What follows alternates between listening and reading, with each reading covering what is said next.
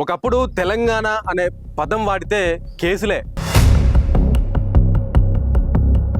అంతటి క్లిష్ట పరిస్థితిలో సమైక్యాంధ్రులు ఎల్బీ స్టేడియంలో ఒక మీటింగ్ పెట్టిండ్రు. ఆ సభ ముందు ఒక పోలీస్ కానిస్టేబుల్ ముందుకు వచ్చి జై తెలంగాణ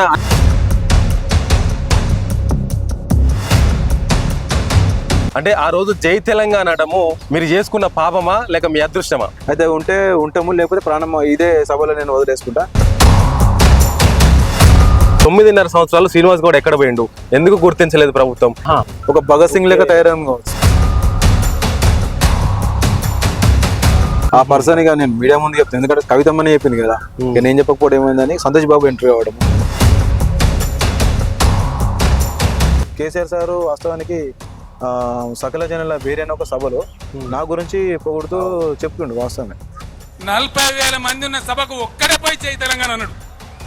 ఇందేళ్ళు పిరికి పందలు శాతగానుడు సమూహాలు పోతారు కానీ సింహం ఒక్కటే పోతారు, జాగ్రత్త. గౌరవ తన్నీర్ హరీష్ రావు గారు ఏం చేశారు, నేను డైరెక్ట్గా చెప్తున్నానంటే, తన్నీర్ హరీష్ రావు గారు నీకు అమౌంట్ ఇంత వస్తుందంట, నీ అమౌంట్ మేము బ్లాక్ చేస్తాము.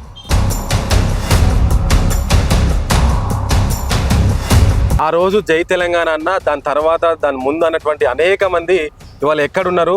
అసలు జై తెలంగాణ అనని వాళ్ళు ఎక్కడున్నారు?